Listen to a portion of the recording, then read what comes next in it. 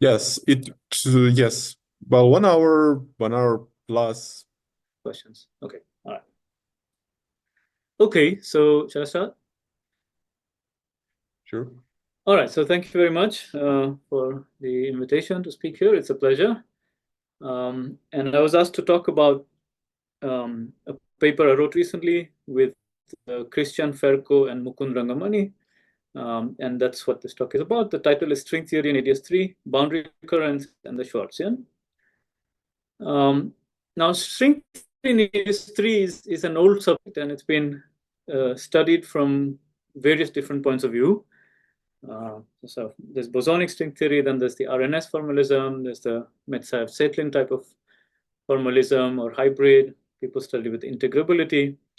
And there's a lot which has been written about it. And the reason we revisit this problem has to do with some recent developments in the study of the thermodynamics of near-extremal black holes. So in the last 5 to 10 years, there's been enormous progress in that direction, having to do with what is called the Schwarzian mode. When I highlight this, do you see it? Yes, we do. Okay. So what is called the Schwarzian mode. And in one line, the problem we were trying to address was, can we isolate or find the Schwarzian mode in the spectrum of string theory? Okay. So what I'll do is I'll spend the first 20 minutes or so giving sort of a broad introduction to the thermodynamics, to the Schwarzian problem, to near-extremal black holes problem, nothing to do with string theory. And then I'll try to tell you what is the question that implies for string theory in AdS3, and then I'll tell you what we did in the paper. Okay, please do interrupt me with questions or comments, especially because I don't see anybody. So I just want to, if there's anything, please do interrupt. It will help me a lot. All right. So let's begin with something simple. Let's take four-dimensional Einstein-Maxwell theory. So you have a metric and a gauge field. And this theory admits black hole solutions which carry mass and charge. This is the Reichenau-Nostrom solution. And there's a particular family of metrics which are very special. These are the so-called extremal black holes. So the extremal limit is the following. So when there is mass and charge, there are two horizons.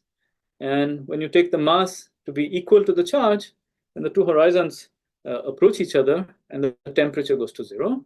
So this is a very cold black hole. So this is labeled by one parameter, which we take to be the charge. But the surface area of the event horizon still remains big. It's 4 pi times q square. So the thermodynamic entropy, the semi-classical Bekenstein-Hawking entropy of the black hole is still very large, it's pi q square. And you can write a partition function like this. It's exponential of this large entropy. Okay. Now, already this is a bit of a puzzle, and this has been noticed for a very, very long time, which is that what kind of a quantum system is this, that there is a very large entropy at very low temperatures, but there's no symmetry which protects these states. Okay, so I'm just talking about Reichenau-Nostrom solutions. Because usually in any quantum system, when you go to very low temperatures, then you're left with very few states in the spectrum. Okay. Now, this puzzle was made a little sharper in this nice paper in 1991, where they said, let's think about the Hawking radiation. So you have a black hole. First, start with a black hole at some finite temperature, non-zero temperature. And using the methods of Hawking, we can ask what is the amplitude of emission. That's fairly easy. And then what we usually do is to apply statistical arguments. You say there's some emission rate, and then you do an adiabatic approximation, and then you integrate this equation to ask what happens to the black hole as a function of time. Now, one of the points of this paper was that when the temperature is very low, then if you consider one Hawking quantum which is radiated, then the energy that carries away from the black hole is of the same scale as that of the temperature. At some low temperature, that's going to happen. And at that point, things will become very discrete. And this adiabatic statistical description will break down. Okay. So something must go wrong was the intuition of this paper at very low temperatures. And in the last 5 or 10 years, this problem has been sorted out. And the answer has to do with what is called the Schwarzian mode. It's actually an infinite set of modes, the Schwarzian modes. And in the Euclidean path integral approach, one now has a very clean understanding of this problem. Okay? So the solution proceeds as follows. So firstly, we know that in the near horizon geometry of any extremal region, there is always a two-dimensional anti-de Sitter space factor. Okay, so this Reissner-Nordstrom black hole, if you go to the extremal limit and then go near horizon, you'll get AdS2 times S2. So AdS2 times the two sphere. So the compact space depends on what your black hole is, what your theory is, but you always have AdS2. And in the gravitational spectrum of perturbations around this AdS2, there is always a almost gapless mode. So I will call this massless, but it's really a one-dimensional, it's a quantum mechanical mode. So gapless is the correct mode, a correct term, but I might sometimes call it massless. Okay, so that's called the Schwarzian mode. And because it's nearly massless, so its mass scale is set by the temperature. When temperature goes to 0, its mass goes to 0. So because it's nearly massless, its quantum fluctuations can be very large, and then that can give a non-trivial effect. Okay. And the answer, when you integrate out this Schwarzian mode, turns out that the partition function goes like this. There is an exponentially growing entropy, that's the ground state degeneracy, times a power of the temperature, positive power of the temperature, T to the 3/2. Okay, so if you exponentiate this, it looks like a plus 3/2 log T. Okay? And that is indeed a singular thing when T goes to 0, and you can see that that's a very large effect. Okay. So this has to do with 3 zero modes? Yes. I'll explain this in 1 or 2 slides. I'll go through the derivation very briefly. Okay, then we can discuss this. Okay. And the conclusion is that the black hole, if you look at the answer, first let's look at the answer. So the answer is that as T goes to 0, the partition function goes to 0. And that's exactly what you would expect from any conventional quantum mechanical system. Okay. So roughly the intuition is that this idea that there is exponentially large number of states at 0 temperature is an artifact of the semi-classical approximation. There are large quantum fluctuations, and in the quantum theory, that those exponential number of states, they spread out, okay, into some kind of band, which is not exactly at 0 energies, while if you go to 0 energies, there's actually a very small number of states. Okay. So let's go through this, the ideas behind this Schwarzian a little bit. So there are many ways to understand this. In fact, there's a lot of work on this. I mean, much of this started with sort of excitement about the so-called SYK model, and then people talked about the two-dimensional nearly AdS2 geometry and so on. I find the following presentation a very clean way to think about it when you're thinking about four-dimensional black holes. Okay. It's kind of a restatement of what has been done in the literature. Start with a four-dimensional configuration. So take this extremal Reissner-Nordstrom solution. Okay, so really take the extremal, not nearly extremal, but extremal. In that case, you have an AdS2 times S2. Here I've drawn Euclidean AdS2 times an S2. And here, there's old work by just doing harmonic analysis on this Euclidean manifold, AdS2 times S2. And what you find is that there are always zero modes. Okay. What are these zero modes? These zero modes are associated to any kind of gauge field which lives in the spectrum, in the theory, on this AdS2 times S2. So for example, you can have a Maxwell field, or you can have a graviton, which has the diffeomorphism. You can have a gravitino. Each time there is some kind of a gauge symmetry, there is this zero mode. So what is the idea? The idea is that these zero modes look like pure gauge transformations. So if you have a vector field, if you have a gauge field mu looks like d mu of lambda, where lambda is the gauge parameter. But mu is normalizable on AdS2, but lambda is not normalizable. Okay, so that's the construction of Camporesi and Higuchi.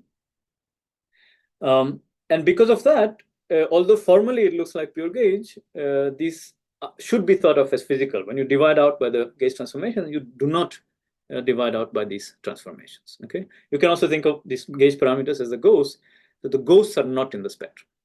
Okay. However, because they're formally pure gauge, their action vanishes, and that's why they're zero modes. Then you have to also add some boundary action, and boundary action also vanishes. Okay, so that's the sort of simple spirit of the argument, why there are zero modes. Okay. Now, if you want to do the Euclidean path integral of gravity or of any gauge theory around this kind of a configuration, you'll have some modes which are sort of non-zero modes, which are fluctuations around AdS2 times S2, but you'll also be faced with an integral of the zero modes, and therefore that thing is ill-defined. So you have an integral over these modes times 1, because these are zero modes. So the question really is, what is the volume of the space of these zero modes? Okay, so this problem is ill-defined. So you have to regulate it, and you can regulate it by turning on a small temperature. When you turn on a small temperature, these modes written in Campore-Iguchi, they get a small action proportional to T.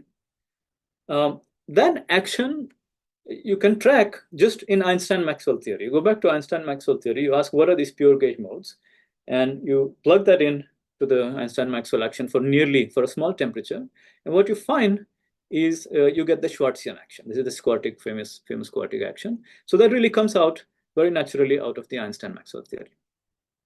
Okay, so now you can do the integral, and so let me just describe what these modes are. So these modes, so at zero temperatures, there's zero modes. But when you turn on a temperature, you get a mode which sort of grows towards the boundary. Okay, so here the disk is AdS2, and this is the two sphere. And what the mode is doing is, as you go towards the boundary of AdS2, the size of the sphere increases. So in the extremal black hole, the size of the sphere is constant, but now there's a radial profile. And it's a very funny beast. It's very small in that as t goes to 0, it vanishes, but it actually exponentially grows. Okay, so the quantum fluctuations are very large close to as you grow out towards the boundary. Okay, so these change the shape of the boundary. And in another diffeomorphism gauge, you can write this Schwarzian mode as fixing the overall size of the boundary and asking what is the fluctuation. This might be a treatment that you've seen more often in the literature. Sorry, can I ask Yes, so first thing, so this AdS2, what is this? Is this like the factor which is responsible for radial and time direction, right? Yes, that's the radial, and that's the Euclidean time, exactly. Okay, and zero mode, does that mean that well, the norm vanishes, right? Zero. The action of the Einstein-Maxwell theory is 0. And why it's important? So why it's important is, suppose you want to do a Euclidean path integral. So you want to write, so imagine you have this, you're given this extremal black hole, and the problem is to calculate quantum fluctuations around it. So you write an integral over all fields, and you decompose the fields into various modes. Right? But one of these modes is the zero modes. So typically these modes will have some action which are damped for large field fluctuations, but the zero mode has no action. So you're just left with an integral over the zero mode field space of 1. That's not well defined. It could be 0, it could be infinity, you don't know what it is. So you have to regulate it and ask what is the correct answer. Oh, okay, I see. You can regulate that by turning on a small temperature. I'm going to do it next. Okay, so this is the shape of the modes. So now let me just describe what. And sorry, another thing. When you say that it's shape of the modes, you said that it's a piece of diffeomorphism. So shape of the modes means, let's say, variables which kind of do infinitesimal shifts, diffeomorphism. Yeah, right? so you can write. So this is a metric. So write g mu nu. What happens when you change the metric? When you change the metric by some transformation, the g mu nu goes to d mu times lambda nu plus d nu lambda mu. Okay, and there's a particular lambda mu which Campore and Iguchi give you, such that lambda mu is not normalizable, but the g mu nu is normalizable. So that's the shape of the metric. But I've described what the g mu nu does in terms of AdS2 and S2. It changes. The simplest thing it does is to change the shape of the AdS2 as you go towards the radial, and then what the sort of decorations around it will have some angular perturbations. Okay, thank you. Yeah. Now, how do we think about this? So let's think about AdS2 for a second. So if you have AdS2, then the first thing everybody face is that there should be a dual CFT1 living on this boundary. But now if you look at the rules of CFT1, you find that if you want the potential to be sort of bounded and all that, then the only possibility is that the Hamiltonian is 0. Okay, that's an old result. But if the Hamiltonian is 0, that means that there is an invariance under local time reparametrization. Okay, this is in the dual boundary theory. So that roughly means that this dotted line can sort of move like this. Okay, I'm trying to give another interpretation of the Schwarzian mode. Okay? It can move locally like this. But the AdS2 background metric that I write down is not invariant under this. Okay, it's not invariant under arbitrary reparametrization of the time. Okay, therefore that symmetry is spontaneously broken. So you get an infinite set of generators labeled by arbitrary time reparametrization around the boundary. Remember that time is Euclidean time, which goes around the disk. Except for the isometries. So 3 of those modes, like one of you asked, are actually isometries of AdS2. Okay, so one of them is just rotation, and the other one is the L plus or minus 1. Okay, those are isometries. Those are symmetries. So now when you think of the path integral, you have to path integrate over all modes. One quick way of showing why it's t to the 3/2 is this. So you use this idea called ultra locality, which means that you normalize in the path integral, you normalize all the fields by saying that the integral of the over all the field modes should be 1. Okay, the Gaussian integral over all the field modes should be 1. That's typically taken to be some normalization. Now, you want to do an integral over all the field modes except 3 of them. So the answer is going to be the full answer, which is 1 divided by the integral of 3 modes. Integral of 3 modes is easy because there are just 3 quantum mechanical modes, each of which has action t. And for a bosonic integral, it gives 1 over square root of t. And that's why when you divide by it, you get t to the 3/2. Okay, so indeed it has to do with the 3 isometries, but with this argument. Okay, I hope that's reasonably clear. You can do a much more sophisticated calculation of this integral using the Schwarzian action. This was done in this paper. Okay. All right, so even if the details are not clear, I hope this is roughly the ideas were clear, that there are these modes, which are nearly 0 modes, and they give this t to the 3/2. I should put a caveat that those of you who work in string theory should start worrying, because you'll say, what happens to all these great results of Strominger, Sen, and everybody who said that there are these black hole microstates which have a lot of entropy in string theory, so you have an exponentially growing entropy? Well, the answer is that this calculation that I sketched gets corrections when the black hole is supersymmetric. Because there are additional gauge fields in the bulk. There's also gravitini, there's fermionic gauge fields, and there are asymmetric currents. And roughly speaking, in one line, all of them have large quantum fluctuations, but the total number, the net effect of all these quantum fluctuations is to cancel out, and you get 1 t to the 0. Okay, this is some super Schwarzian theory. And then indeed, you can show this, we did this in this paper, that when you go back to these string theory calculations of the bulk functional integral, indeed you get e to the exponential of the entropy times 1. Okay, so for supersymmetric black holes, you don't need to worry, this is safe. But when you have an extremal but not supersymmetric black hole, then the result is that you get t to the 3/2, which means that the partition function goes to 0 at 0 temperatures. While for supersymmetric black holes at 0 temperature, there's a delta function with an exponential number of states. Okay, and this is perfectly consistent because supersymmetry protects these states, so there's nothing being violated. Okay. All right, so this was a bit of a background about this Schwarzian mode. Any questions about this?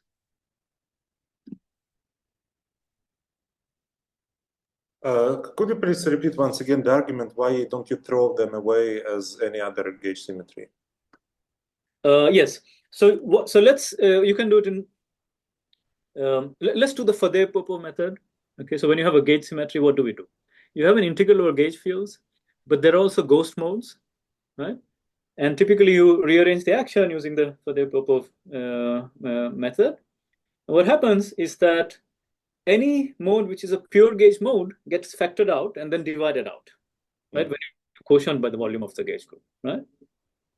In this case, what happens is because the space is non-compact, the A mu looks like d mu of lambda, but the lambda is not normalizable. So lambda is the ghost. You can say A mu is d mu of C. C is the ghost.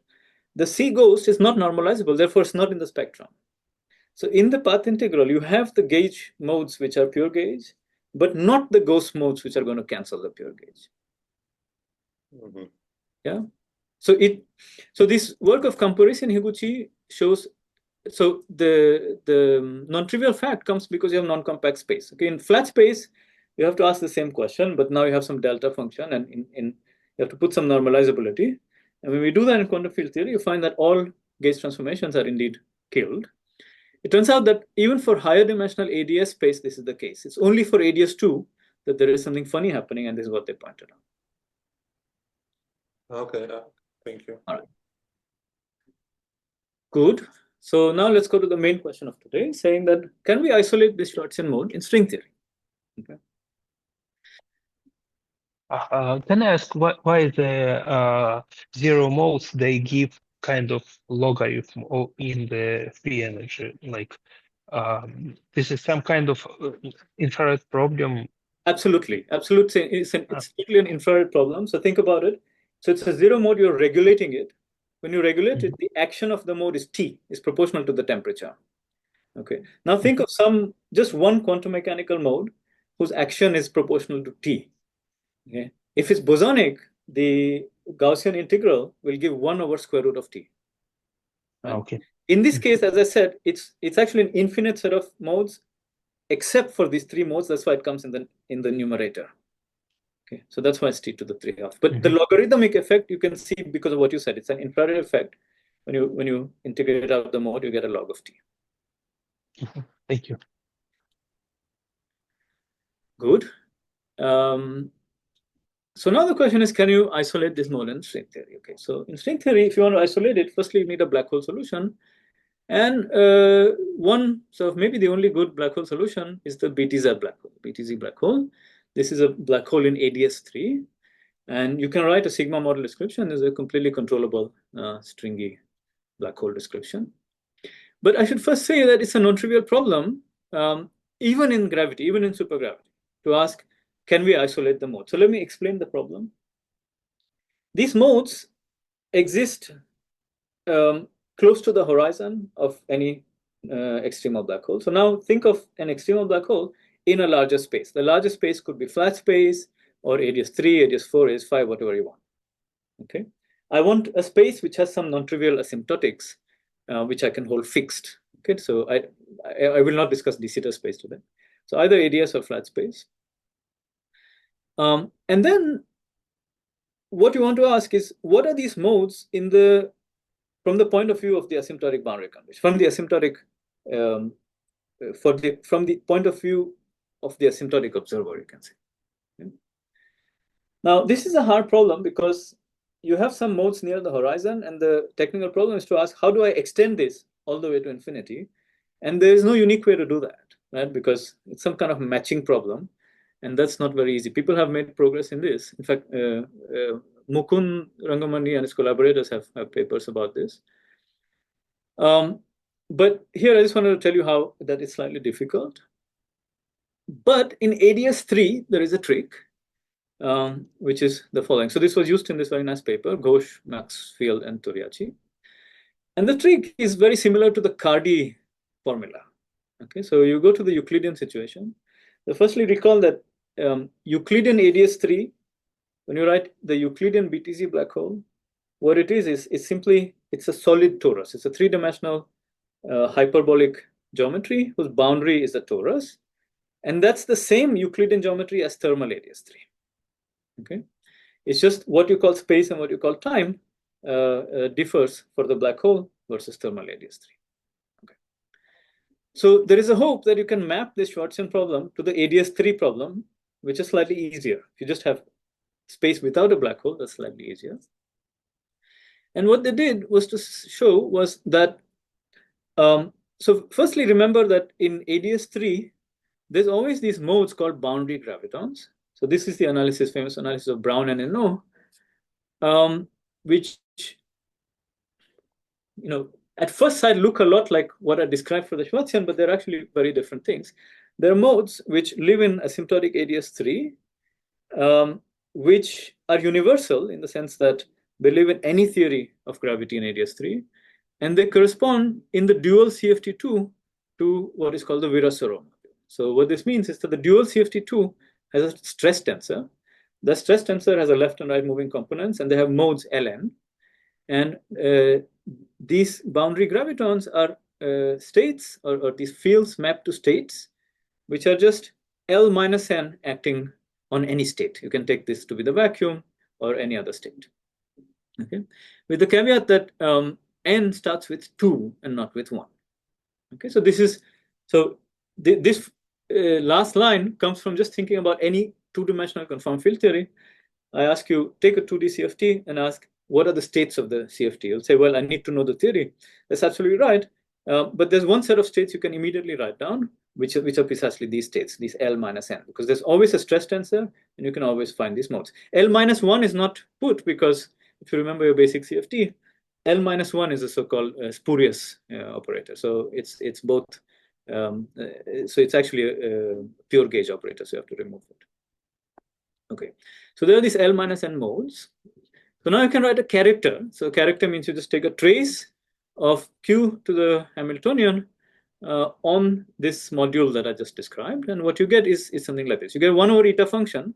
That eta function is the fact that you have L minus 1, minus 2, etc. up to infinity.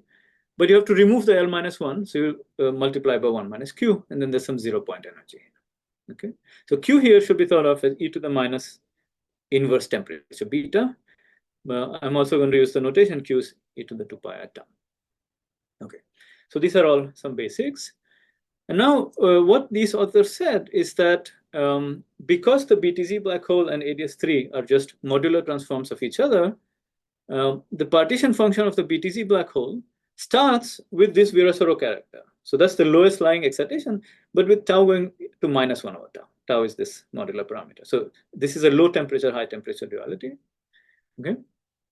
Then there can be other modes coming from the fact that the CFT has other modes, but they put a technical notion called a twist gap, which basically says that the other modes are exponentially suppressed compared to the lowest modes. That's just to say that they have a gap in the original CFT, at least of order 1.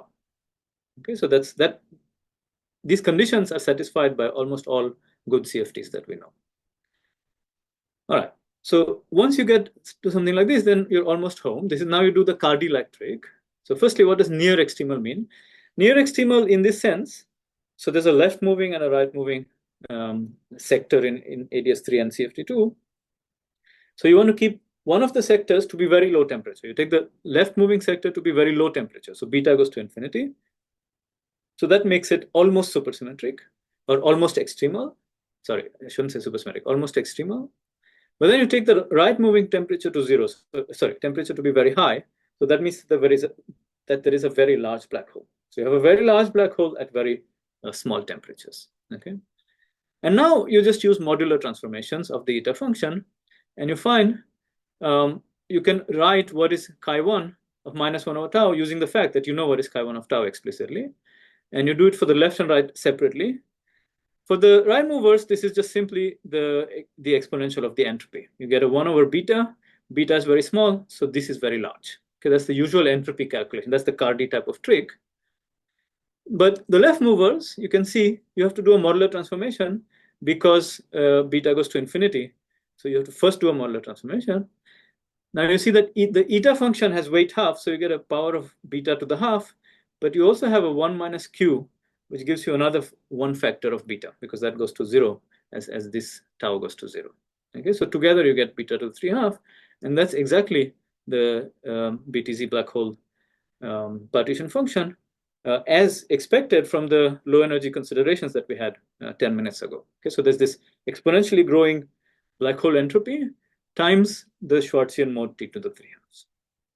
Okay, so it's a very clever trick they used for AdS3 black holes directly without knowing about the black hole. You just, because of the modular symmetry of the theory, you can just extract what this is. All right. So, okay, any questions about this?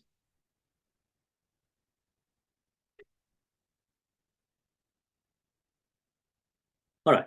So now you can ask, so I've mapped the problem to AdS3. So now you can ask, do these boundary currents exist in the spectrum of string theory? Okay, this is the problem. So if they exist, then because of modular transformations, we've also got the Schwarzian modes. Okay, that's a highly nonlinear and Euclidean method, but at least there is one way to do it. So let's ask this question now. Does string theory in AdS3 know about these boundary currents? Okay.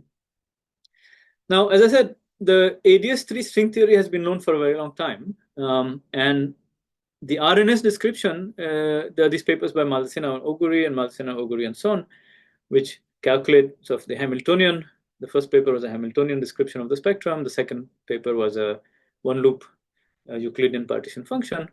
And this follows, these papers came on top of many, many papers that exist in the literature, even for the RNS formalism. And then, as I said, there are other formalisms. Okay. So here you use the SL2Z Wessel-Witten model.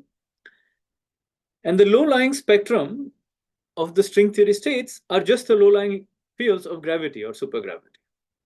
Okay, so if you have, let's say you have AdS3 times S3 times a T4, okay, that's the 10-dimensional string theory type 2B description, then you have some global symmetry of this type. There's a PSU 11/2 on the left and on the right.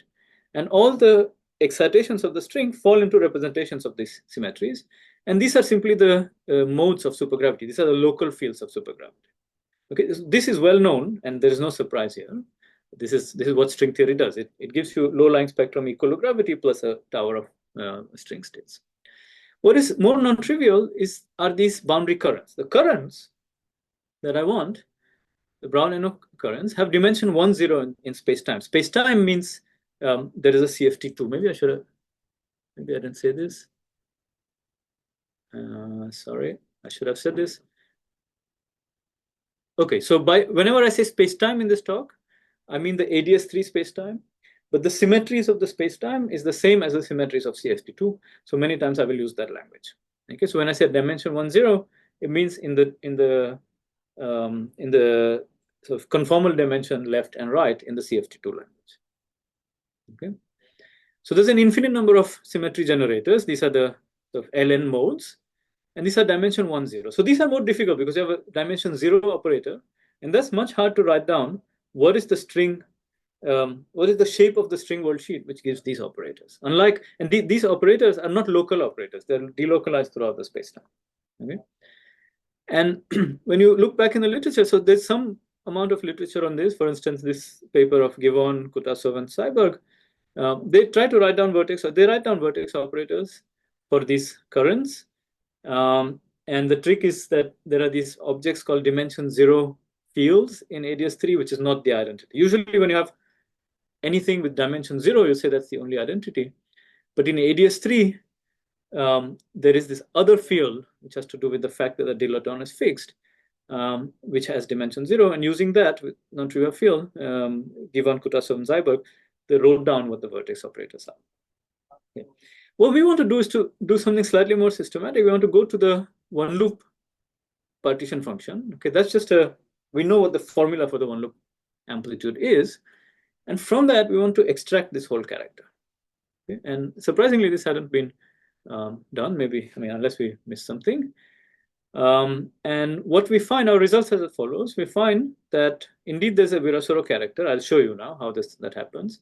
You find the full Virasoro character in any bosonic string theory on AdS3, as long as the level of the Wessel-Witten model is greater than 3. Then we also go to the superstring, and we find, not surprisingly, the super Virasoro character. And in doing so, we had to develop some new methods, and we got some more insight. And one of the things we did was to clarify a certain mismatch between expectations coming from AdS-CFT versus expectations from naive supergravity. Okay, so this mismatch has to do with the, let me just sketch it and I'll tell you in detail later. The mismatch is roughly what are all the currents that you can write down. So if you just try to write down currents of this type, each time you have a sort of gauge field in supergravity, you would think that you could write down a current, because any current in the boundary should couple to a gauge field in AdS3. So any gauge field will have its boundary current. But it turns out that naive expectation is incorrect.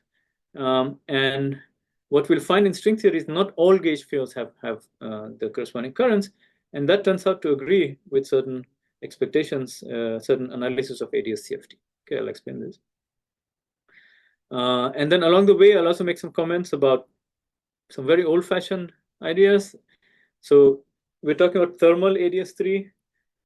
Now, thermal string theory had been sort of, the rules for thermal AdS3, as thermal string theory, had been written down by Atik and Witten. And we want to apply this to AdS3. But on the other hand, you also have an AdS-CFT idea of how to do thermal partition functions. And a priori, these two look different, but we'll show that actually these two are exactly the same. And if time permits and if there's interest, then I'll also talk about some remaining puzzles for K3. So throughout the talk, I'll be discussing AdS3 times S3 times T4. And then at the end, I'll say something about K3. All right, so this is my plan. The next half hour, maybe, 20 minutes. But any questions so far? So which part is sensitive to NSNS or Ramon? Perfect. So one of the future directions I would like, I don't know who that is. It says, it sounded like Arkady. It's me, it's me. It is, then this was a question for you. One of the questions I would like to ask is the expectation of boundary currents should not rely on NSNS. Okay, because that just relies on the fact that there's a boundary CFT2. Yes, but there are some things like long strings or... Okay, so I'm going to tell you that long strings is not important for what I'm going to say. Okay. So this is in the vacuum sector, and my expectation is that you should see the same modules that I discussed also in your type of string, but I don't know how to do it.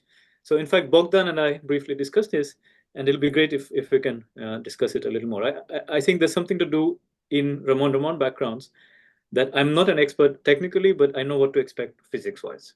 Okay. Yeah. All right.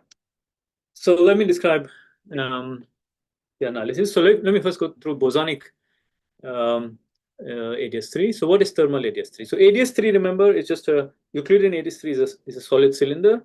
It's a hyperbolic space whose boundary is a cylinder. And thermal means that you compactify the cylinder. This is what I wanted to say, that throughout this talk, whenever I say spacetime theory or spacetime CFT2, all I mean is that the complete non-perturbative gravitational theory, which you can think of if you have some AdS-CFT in mind as the boundary CFT2. But as far as the symmetries and expectations are concerned, this is equally valid for the AdS3. All right. So Euclidean AdS3 is this cylinder. Okay, that's the usual coordinates. And now you do a thermal identification. You do identification of time, but when going that, you can also do a twist. Okay, so that can be parameterized by one complex number tau. That tau is the complex structure parameter or the modular parameter of the boundary torus. Okay, and we write q as e to the 2 pi r tau. And now you ask, what are the saddles of the spacetime theory? So spacetime theory, for the moment, you can think of it as some 2D CFT. And there are many saddles. So one of the saddles is, so there's only one Euclidean manifold, which is this solid torus. So there's a hyperbolic manifold with a torus boundary, handle body, many names for it. But when you do physics, you have to ask what is time and what is space, and that means that which circle becomes contractible in the interior. And with that choice, it tells you whether you're thermal AdS3 or a BTZ black hole, or there's an infinite number of choices, because there are two circles and you can choose any linear combination to be contracted. Around every saddle, you can do a perturbation expansion. Okay, so you can ask, what is the tree level action? And then there is the one loop fluctuation determinant and higher loops. Okay, so around thermal AdS3, the action, tree level action is the usual AdS3 action. You can normalize it to 0. You can do the same thing around the BTZ black hole. You get the black hole free energy, etc. Okay. Now, our interest today is in this one loop fluctuation. Okay, this thermal, the leading tree level answer, we know how to do this in supergravity. That's very easy. Just calculate the action of AdS3, just the AdS3 or a black hole solution. That's very easy. While in string theory, that's a notoriously hard problem. In fact, Arkady is one of the people who famously pioneered some progress, and we still don't understand that fully. We don't know how to exactly understand tree-level string theory to calculate this. Okay. Nevertheless, assuming that there is a gravitational saddle for that, we know how to unambiguously talk about the one-loop fluctuations. Okay, so that's what I'm going to do, and I'm going to do this. You can think of this either as a loop of gravitons, but instead you might as well think of it as a loop of strings. Okay, so this one-loop perturbation theory that I'm going to study is going to give you this. So what is this partition function? So this was given by Maldacena Auguri-Son. This is written in the RNS formulation, just to answer your question. But there must be an equivalent answer also for the Raman field. Okay, so it's partly that I've not seen it in the literature, but partly also because I'm not an expert. So you can later tell me how much of it is known. This is an exact answer. It has the usual sort of convergence properties of the fundamental domain of string theory, etc. Okay, so I expect some answer of this sort. So here, this tau is the usual modular parameter of the worldsheet torus. So I'm going to distinguish that from tau. Sorry, T is the usual parameter of the worldsheet torus that I'm going to integrate over. And tau is the boundary torus, which is a fixed chemical potential. So what's the theory? You have AdS3. So the AdS3 is given by some SL2 Wessumino-Witten model. And then there's some internal space, which I'll call X. And there's some BC goes. This is the bosonic string. Okay. So the SL2 Wessumino model is known. So let me briefly explain this. So this is the one-loop partition function of the SL2 Wessumino model. What is it? So you have maps from the worldsheet torus to this solid torus, thermal AdS3. The thermal AdS3 has one non-contractible circle, and the worldsheet torus has two circles. So each time there's a circle, it can wind around an integer number of times. And because there are two circles, there are two integers which parameterize that. Okay, these are the two integers. This exponential is the usual action of the worldsheet string. And then this theta function in the denominator here is the fact that AdS3 has three oscillators, and effectively they become three free oscillators, but they have kind of a charge depending on this twist, how many times it winds around NN. Okay, so that's the theta function. Okay, that's the SL2Z, SL2R Wessumino-Witten model. Then the internal CFT is what you want. For later, we'll take this to be S3 times T4, but it has some states as in usual string theory like this. Okay, some degeneracy with some internal dimensions. Okay, now this worldsheet path integral, this one-loop path integral, by usual string theory methods for any thermal string theory can be written in this form in terms of what is called the single string spectrum. So this is true for any thermal theory. Whenever you have a temperature 1 over beta, you can write such an integral as such. You can use what is called the unfolding trick to write it as a sum over Matsubara frequencies. These are just the thermal frequencies, where it's all governed by one function called f, which is the single string spectrum. You can map that to precisely the trace over the single string Hilbert space of e to the minus beta e times. So the E is the energy in AdS3 and L is the angular. Okay, so now if I give you what the integrand is, then I can extract what is the single string spectrum by doing these integrals. So these are the two integrals, tau 1 and tau 2 over here. And then you have to project that integral onto some fixed energy and angular momentum sector. That's what this formula says here. And this P bosonic is what comes out of the integrand. So you can see the theta function here, and then this is some internal CFT. Okay, this is some technical formulas which Maldacena and Auguri told us how to do.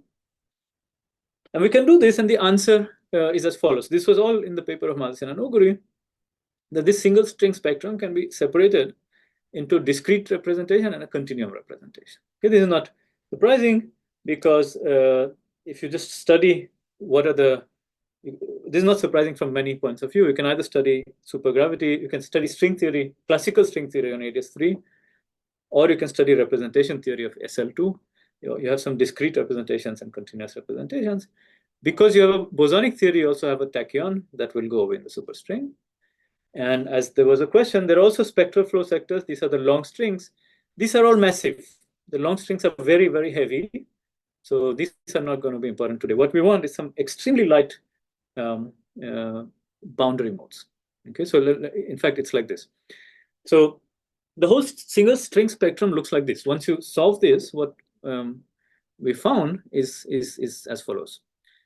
That there is some, so n here is the oscillator number. So n equal to 0 gives some tachyon, I've removed it. Then there's n equal to 1, which is like the first oscillator, like j minus 1 on the SL2. And then this is 2 and higher oscillators. And all of these modes, 2 and higher oscillators, you can see there is a mass gap. Okay, they all scale as square root of k.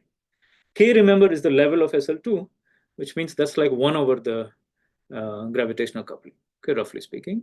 So these are very, very heavy states. Okay. Here are the light states.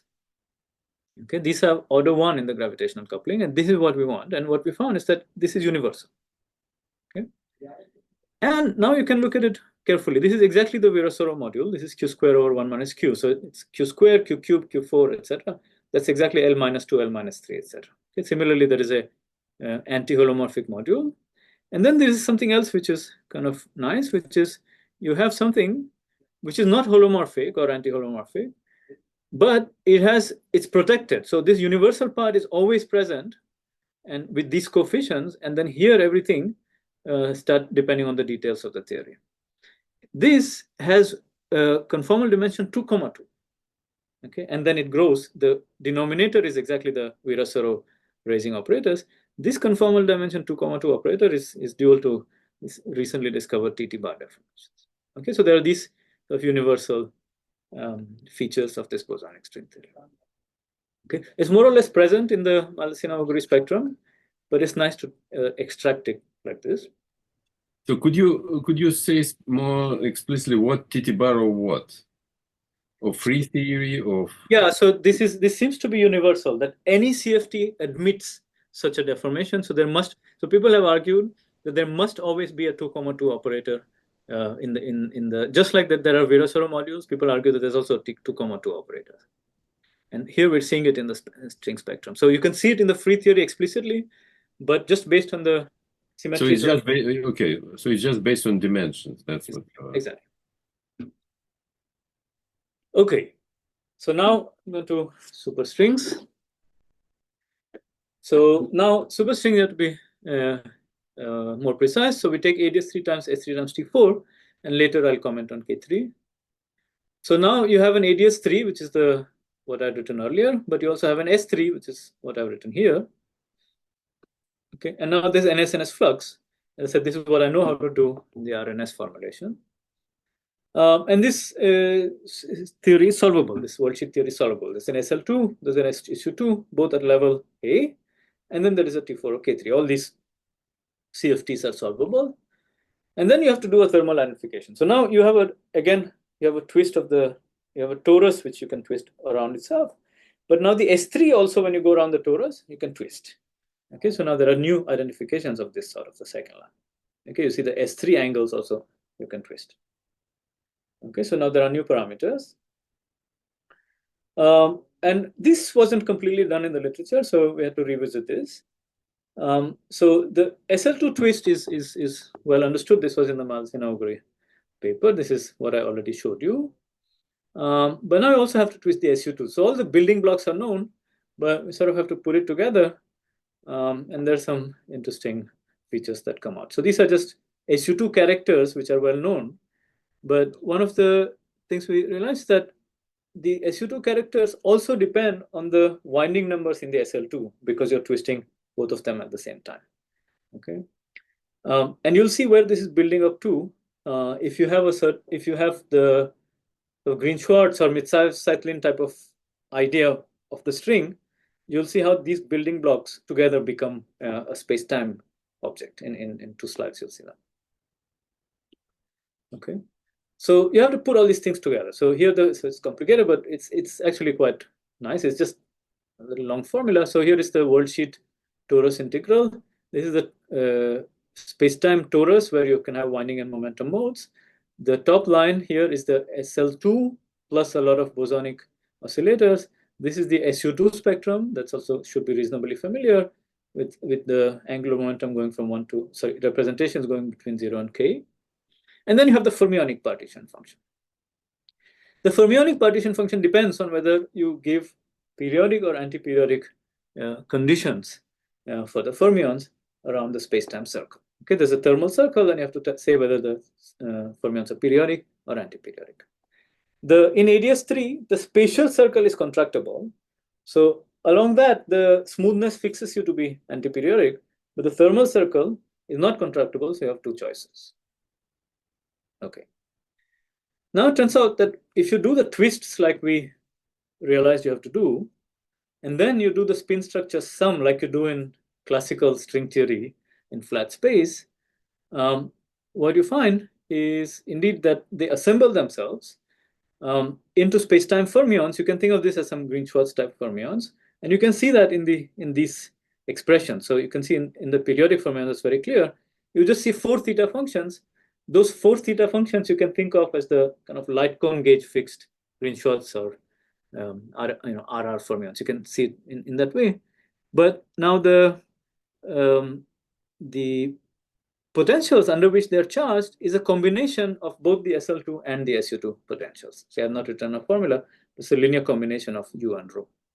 Okay, and half of them have U plus rho, half of them have U minus. So this strongly suggests that there should be a formalism where you should directly be able to see this, but I don't know how to do this. I don't know how to do this. All right. Anti-periodic fermions are more messy, but you can still write it, and that's the answer. And here was my comment about this Attic-Witten versus the CFT.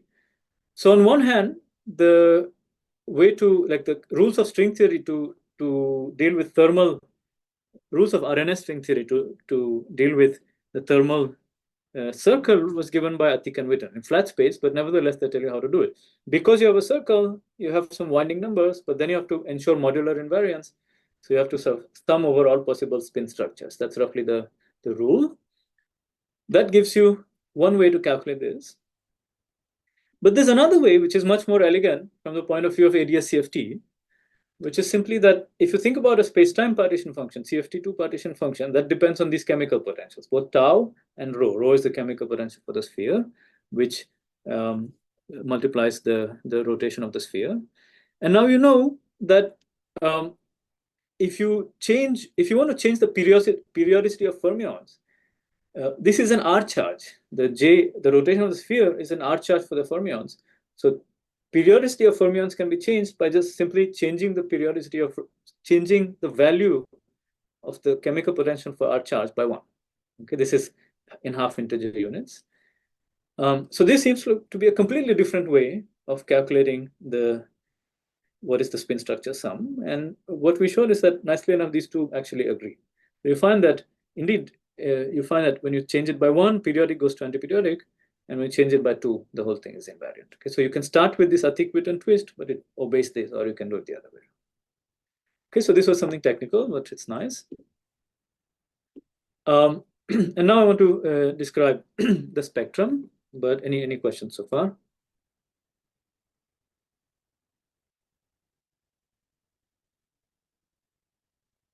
Okay, so let me describe the spectrum. Oh, sorry, I got, this is the reference, I didn't write it. So now the spectrum, you have AdS3 times S3 times T4. So the space-time symmetry is PSU11/2 on the left and on the right. And it's useful to define what we call the reduced character. These are the character for chiral states, chiral prime states, because the supergravity states are all chiral states. Okay, these are very simple characters. There are 3 terms. Each term is just a simple finite dimensional SU2 character. Chi L of R is just R to the L minus R to the minus L divided by R to the half minus R to the minus half. This is a SU2 character. These are the reduced PSU2 characters. So I guess you were referring to 6D supergravity with this. Yeah, sorry, I forgot. I just didn't type it. Yes. This is this paper of Degger and Sezgin again. Yeah. The Sezgin, etc. This is a 6D supergravity. So you do AdS3 times S3 times T4. You compactify on T4, and the 6D supergravity falls into multiplets of this thing, and it's also useful to now put together the left and right. So this is so you take 2 of these characters, and the the characters that appear in the low-lying states have spin either 1, 3.5, or 2. You don't have more than 2. And this j, remember, is half integer. It's quantized in half integer units. So this is roughly when it's jj, j plus half j, and j plus 1j. Okay, these are simple characters. And what these people showed is that all the supergravity modes fall into representations of these type. This is some very old stuff. This is, I think, maybe even in the 80s. I forgot. I should say in my paper. 80s or early 90s. Okay. So there's S equal to, so these are the spin 2 multiplets, spin 3.5 multiplets, and spin 1 multiplets. So the spin 3.5 multiplets appear. So the fact that you have a T4 is important because they give rise to these extra spin 3.5 multiplets. Otherwise, you have vectors and supergravity multiplets. Okay. Again, the details are not super important. It's just the fact that the supergravity spectrum is completely characterized in terms of these symmetries. And what we find, so here is the string. So that was old results, and this was the string theory result. What we found in this paper. So this is the this is the string. This is the single string. This is the partition. Sorry, the single string spectrum is the partition function over the single string Hilbert space as I defined it for the thermal AdS3. And here there should not be a full stop. It's plus dot dot dot. But all the dot dot dot are the modes which have masses which are of string scale, of either string or Kaluza-Klein scale. Okay, so they're suppressed by k, okay, for large k, and all of these, in all these modes there is no k in the exponents. Okay, except that when you write it out, you'll get all the full Kaluza. So I'm not saying this correctly. Let me say it again. Sorry. The single string spectrum has the first line and then second, third, fourth, plus stringy excitation. The stringy excitations are all alpha prime suppressed. Okay. Then these 3 lines are the supergravity modes, which give you a whole tower of Kaluza-Klein states. So they can also have masses of the order k, but so can the other modes which I have not written. Okay. But what I want to separate is the first line. First line, as I'll show you in a second, all the states in the first line have masses of the order 1. So it's 1, 2, 3, and so not even 3. It's half, 1, 3.5, and 2. Okay?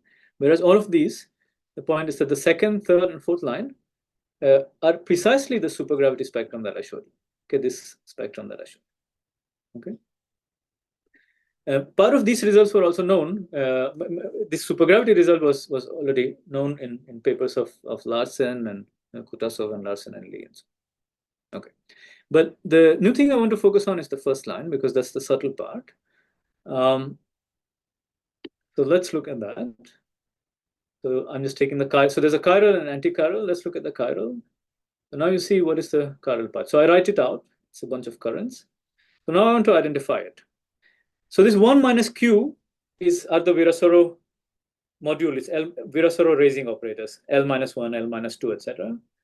Here, this one, q square over 1 minus q, is the boundary graviton. That's the L. It starts with 2 and goes off to infinity. Here are the supercurrent. These are the gravitini. It starts with 3.5 and goes off to infinity. Okay, the most important part of this is the dimension are chiral. It's 2, 0, 3.5, 0. Okay, and it falls exactly in the supercurrent representation. And these are the 3 SU2R currents. Remember that chi1, the SU2 character, has three elements. So those are the 3 SU2R currents. What is this? This part comes from the fact that you have a torus. So you have a 2 times 2, which is a 4 times U1 currents. Again, it's Q over 1 minus Q.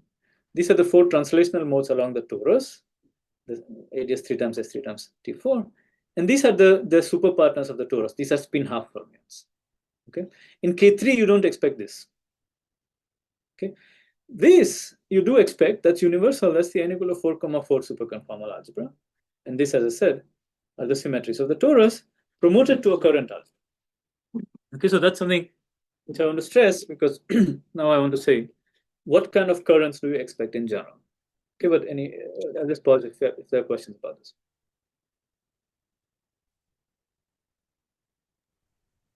So essentially, I'm just trying to understand the principle, the rules of the game. So So you think you capture all modes because you impose modular invariance can somehow. Exactly. So it's consistency of the whole theory. Exactly. Exactly. And these are just boundary modes, effectively. These are boundary modes, yeah, exactly. But they're important because of modular invariance. They're present in the single string Hilbert space. Okay, but if you do this computation in just supergravity. Good. That's exactly my next slide. So just hold your question for 1 second, and this is exactly the point. So how does this agree with the expectation? Okay, so the current of 4,4 algebra is expected. That's the Brown-Eno analysis. You have this algebra, and you should have currents for all of them. Okay. Now let's ask, what about the T4 currents? The T4 currents, what is it in string theory? In string theory, they come from NSNS excitations in the T4 directions. Okay, and they're 4 + 4 because there's left and right moving. Now, in string theory, there are also Ramon-Ramon excitations. Sorry, before that, I want to say that in the boundary theory, so in this case, so far I didn't commit to a boundary theory, but we know for AdS3 times S3 times T4 that the boundary theory is something like this. It's symmetric product of T4 to the power n. These four T4 currents, U1 currents, are precisely the overall, or sometimes we call it the center of mass T4 in this symmetric product. Okay, but now let me come to, I think, what your question was, but if not, please ask. Naively in supergravity, there are also other gauge fields. There are Ramon-Ramon gauge fields. You have type 2b supergravity, you have form fields. And remember here, you have metric fields. One of the legs is in the T4 direction, the other one is in space-time. So that's what gives you, other one is in AdS3, that's what gives you a current. You can similarly do it for Ramon-Ramon fields. And if you count it, you'll find another 8 gauge fields. And naively in supergravity, these are massless gauge fields. Okay, that's the type 2b spectrum. And just doing naive harmonic analysis suggests that they will be in the spectrum, but this modular invariance says that it's not consistent. Okay. And the one point I want to make is that a very recent analysis of Aharoni and Urbach shows that our conclusion of modular invariance from the string one loop amplitude actually agrees with the boundary theory. You can think of the boundary CFT, the dual CFT, as a kind of deciding. And what happens is that naively, there is another 4 + 4 currents coming from the fact that it's symmetric n T4 times some other T4. But what these people showed with a very detailed analysis of various things, of the modular space, of the symmetries, etc., is that other sector is actually decoupled from the theory. So it's consistent. It's decoupled from all the correlation functions. So it's consistent that you do not see it in the bulk one loop string amplitude. Okay, so that's the point I wanted to make. Arkay, if your question. I have the question which I have, so level K for you was irrelevant. Good. I should have said something. One of the points of the project was to ask what happens to these supergravity ideas that I had in the beginning, that there should be these modes. Do they exist even when there is curvature, when K is not infinity? What we're finding here is that for bosonic strings, for K has to be strictly larger than 3 in order for these conclusions to hold. At K equal to 3, something funny happens and something breaks down. And for superstrings, K has to be larger than 1. Okay, but it certainly goes into deep stringy regime. But at these points, K equal to 3 and K equal to 1, we know that there is some new type of string theory which has been discovered recently. And that analysis we haven't done. Okay. Yeah, my only point was that this duality to symmetric orbifold is, strictly speaking, is not completely clear-cut. It's not clear-cut, but there's a lot of evidence, at least for the T4 case, even for finite K, right? That was my impression. Is that not right? No, well, for K equal 1, there is some. No, not K equal to 1. Let's. That's a different. Yeah, for other Ks, I'm not 100% sure what's the precise statement. Yeah, but anyway, this is not. Yeah, I think it's related. But another comment that indeed in Ramon, so here Ramon fields do not have background. If they have, then the story will kind of change. Yes, absolutely change. So my prediction is that both this this statement that these Ramanujan fields will not be present, as well as my positive conclusion that these are present, will both change such that eventually you'll only have 4+4 currents. That's my expectation. In addition to the superconformal algebra, even this is not clear to me how you get it from the Ramanujan background, how you get these kind of superconformal currents. Okay, already that's a good starting point, I think. But I completely agree that the which fields will become currents will change when you turn on a Ramanujan back. Absolutely. Okay, then let me end with hooking back to my motivation and saying, what are the consequences on near-extremal black holes? So now we can read off the thermodynamics of near-extremal black holes. So we do this modular transformation. And now so the BTZ spectrum is can be read off from the thermal AdS3 spectrum using this modular transformation. And here, the thermal AdS3 spectrum, I just read off from my string theory analysis. And as we said before, we want a large black hole, so that means tau bar goes to 0. We want small temperature, which means tau goes to I infinity on the left. And this is the string spectrum for the low-lying modes. Everything else can be ignored. And you do these approximations. You do the large black hole approximation, and you do the small temperature approximation.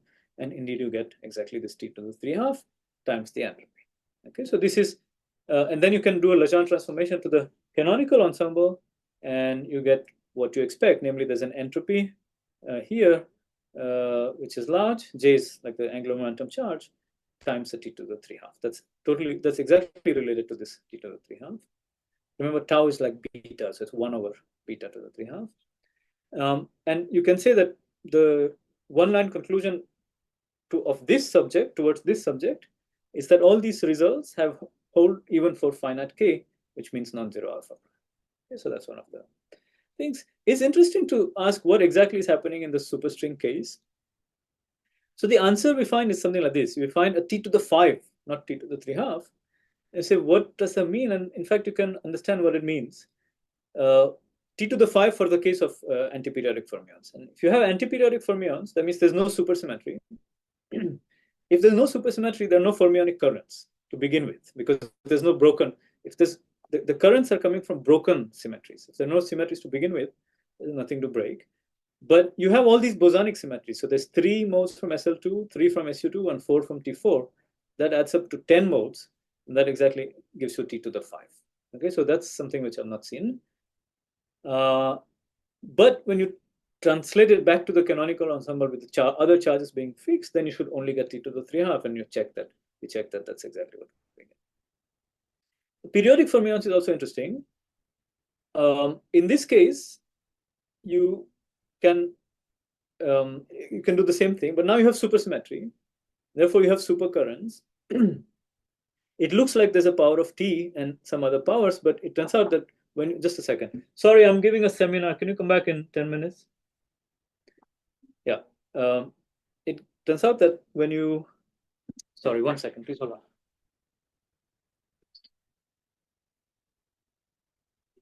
I am sorry, I'm in the middle of the talk. I'll come catch. Sorry about that. What time is it? Oh, okay.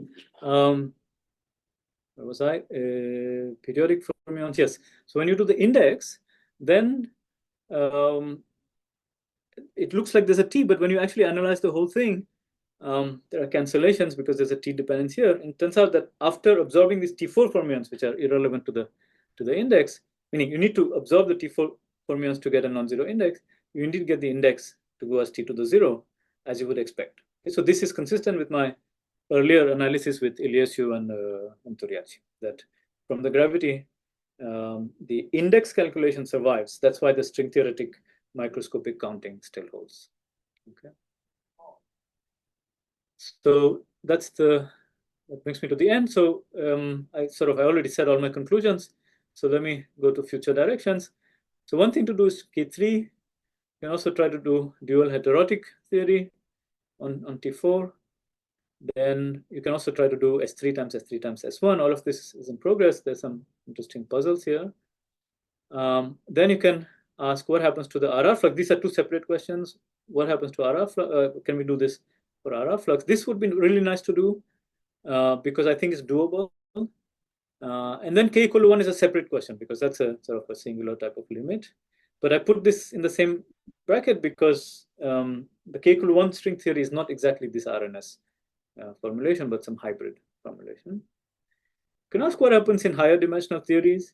Of course, in AdS5, there is no infinite dimensional current. It only get some finite number of charges. But you can ask whether the Schwarzian still exists in AdS5, the full infinite number of Schwarzian modes. So you can ask, how do I can I localize that in some higher dimensional theory? That I think is a slightly harder problem, but it's a very interesting problem that I would like to think about. Okay, so I'll stop here. Thank you very much.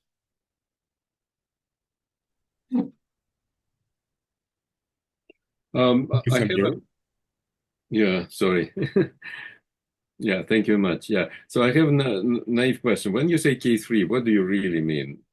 Because naively, I would say, I don't know what to do with K3. Here you use the fact that you know the spectrum of string. Okay, so that's so right. So in the RNS formalism, K3 is you can think of, so there's a moduli space, of course, of K3, but there are many points which are solvable. You can just think of it as T4 quotient Z2 or Z3.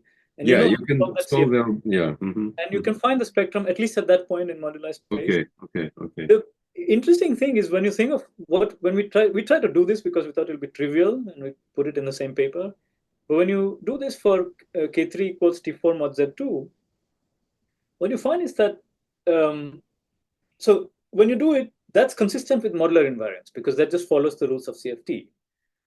But that Z2 turns out to, in some sense, secretly break half of the supersymmetry when it's not supposed to break. So there's something funny which we haven't understood. And that's the puzzle, that instead of we thought we'd get rid of the spin half. So we get rid of the U1 to the 4th and all its super partners, which are the spin half fermions. But it looks like you're getting rid of half of the spin half and half of 3 half. There's some puzzle there, which is some inconsistency between modular invariance and supersymmetry, which we haven't fully figured out. That was the puzzle. But in principle, you should be able to do that and then also write the dual heterotic theory and actually check this duality, which has never been done in AdS3. You should be able to just see this directly. Okay, just a comment about Ramon. Indeed, it was never done anything like one loop partition function like torus. Yes. Essentially because you know the spectrum, but implicitly through integrability, you sort of know. You may say you know the spectrum, but how you organize the spectrum, like what you can do in CFT, interdimensional CFT, that's not known. So because there's nothing like modular invariance, is that what yes, because in Green-Schwarz you're essentially like fixing light cone gauge, but then you can write partition function if you know how to classify these states and they are the dimension, the energies.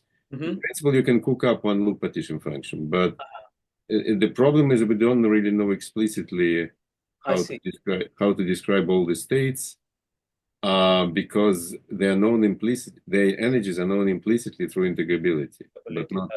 Right. Yeah, so it's possible. It's actually a very interesting question whether how to get them. Because these states seem to be universal, and they're low-lying universal states. And it's just that. No, these low-level states certainly. Yeah, I was thinking about the whole. I understand. But even this is a very nice starting point because I think people didn't pay attention to this because some people might have thought this is trivial, these Brown-Enos states. But in fact, they're very interesting for the reason that I said for thermodynamics. So it'll be really nice to sort that out. Yeah. Sorry, maybe a stupid question, but how do you think the currents will appear in the Green-Schwarz formalism? Is this for me or for Arkady? I think you mentioned it during the talk, like that you get some part with theta functions that you expect. That. Let me explain what I meant by that. So that I can explain. So I didn't say that I know how to do it. I said it smells like that. It looks like that. Let me explain that. So here. So the way we did it, you have to take an SL2, SU2, and a T4. And in the RNS formalism, there are 10 fermions, and then there are ghosts. Okay. When you put it together, you get some sum over all these 10 so the bosons decouple, and then there's the fermions. I mean the factor. So you have a sum over all the fermions. So this is a little bit like in flat space.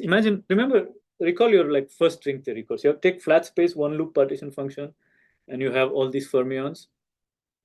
What happens when you assemble them? You have some Riemann identities, and they all assemble into some. Well, usually we get 0. That's why we don't pay attention to this. But you could give a potential to rotating the fermions in R8, okay, in R10, and you'll find exactly this kind of identity. So what I'm saying is that after doing all the spin structure sum and Riemann identities, after some hard work, you find something like this. But this, look at this line that I'm pointing to, that is exactly the spectrum of 4 spacetime spinners, or 8 spacetime spinners depending on how you count. Okay. That's why I said it looks like Green-Schwarz fermions. That's all I meant. Yeah, sure. I see now. Thanks.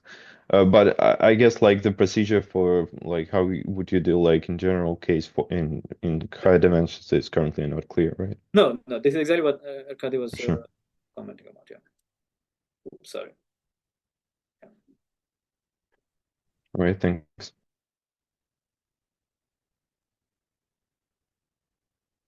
Any more questions? Okay, well, thank you much. Yes, no questions. All right. Thank you. Okay. Bye. Okay. Yeah. So Thank you.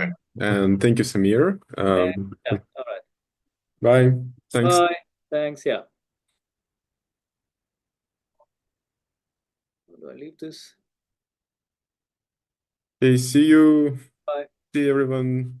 Bye. Okay, bye.